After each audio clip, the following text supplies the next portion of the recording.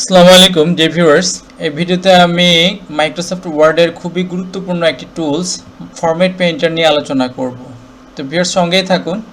তো ভিউয়ার্স আমি ইন্ডিকেট করে দেখাচ্ছি যে ফরম্যাট পেইন্টার হচ্ছে যে এই যে আমরা এখানে দেখতে পাচ্ছি যে হোম ট্যাবের অধীনে এই যে একটা টুল ফরম্যাট পেইন্টার। তো এই ফরম্যাট পেইন্টার টুলসের আসলে কি কি সুবিধা আছে। তো ভিউয়ার্স আমি একটু প্র্যাকটিক্যালি দেখাবো এই টুলসটার ব্যবহার। তো ভিউয়ার্স এখানে আমরা দেখতে পাচ্ছি যে আমাদের এক নম্বর প্রশ্নের প্রশ্নটা কিন্তু এখানে বোল্ড করা। তো ভিউয়ার্স এরকম হইতে পারে যে আমাদের এখানে অনেকগুলো প্রশ্ন আছে, দেখা যায় আমি ভুলে গেছি যে বোল্ড করতে। তো আমার অনেকগুলো প্রশ্ন থাকে, 10টা 20টা প্রশ্ন, প্রত্যেকটাকে গিয়ে আমার কি করতে হবে, এখানে বোল্ড ক্লিক করতে হবে অথবা চাপতে হবে, ঠিক আছে। তো এটাকে আমরা ইজিলি করতে পারি, যেমন এই যে এখান থেকে এটা যেহেতু বোল্ড করা আছে এই ফরম্যাটে আছে, যে ফন্টের সাইজ আছে টোটাল।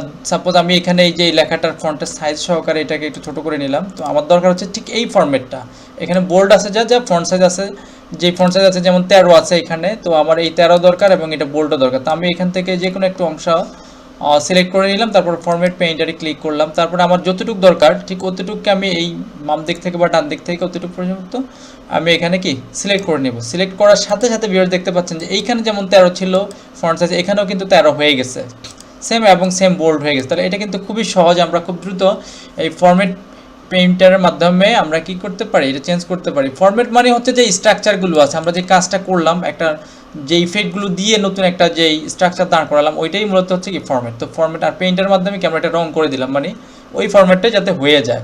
তো ভিউয়ার্স এইখানে লক্ষ্য করুন যে এইখানে আমাদের কিছু লেখা আছে। ভিউয়ার্স এইখানে আমরা দেখতে পাচ্ছি যে এগুলো হচ্ছে ফন্ট স্টাইল, আমরা দেখতেছি ভিন্ন, যেমন ক্যালিব্রি ফন্ট আছে এখানে, আর এইখানে আছে ভিউয়ার্স টাইমস নিউ রোমান। তো দুটো ভিন্ন এবং এইটা আছে 11। তো আমার দরকার হচ্ছে এই স্টাইলটা, এখানে যেই আমাদের যে লাইন স্পেস আছে এই যে দেয়ার করে আমাদের এইখানে কিন্তু তেমনটা নাই ভিউয়ার্স। তো আমার কিন্তু ফুল এই ফরম্যাটটা দরকার। তো আমি এইখানে এই ফরম্যাটের কিছু অংশ আমি এখানে সিলেক্ট করে তারপরে এই ফরম্যাট পেইন্টারে এখানে ক্লিক করলাম। তো এটা যেহেতু অ্যাক্টিভ হয়ে গেছে, যে ভিউয়ার্স যে নাড়াচ্ছি যখন আই বিমটা দেখাচ্ছে যে আমাদের এখানে কি ওই যে পেইন্টার আমাদের ব্রাশটা কিন্তু সাথে সাথে নড়তেছে। তো এখন আমি এটাকে যেটা করে উপর দিক থেকে বা নিচের দিক থেকে উপরের দিকে টানবো যতটুকু দরকার হয়। তো আমি এই যে একবার লাস্ট মাথায় ধরলাম, তারপরে এইখান থেকে ধরে উপরের দিকে টেনে ছেড়ে দিলাম।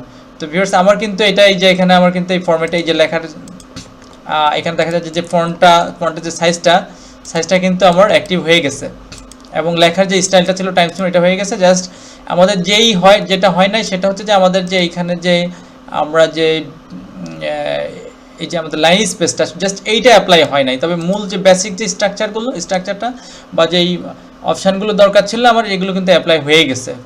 তো এইটার মাধ্যমে আমরা কিন্তু সহজে এই কাজটা করতে পারি, যে ফন্ট সাইজও কিন্তু ঠিক হয়ে গেছে। জাস্ট এইটা সবগুলো হবে না, তবে অনেক ক্ষেত্রে আমরা কিন্তু এই ফরম্যাট পেইন্টারের মাধ্যমে কিন্তু ইজিলি আমরা এটা সলভ করতে পারি। তো ভিউয়ার্স সঙ্গে থাকার জন্য অনেক অনেক ধন্যবাদ। আশা করি আপনারা বুঝতে পেরেছেন। ভালো লাগলে অবশ্যই সাবস্ক্রাইব এবং শেয়ার করবেন এবং কোনো মন্তব্য থাকলে অবশ্যই কমেন্ট সেকশনে জানাবেন।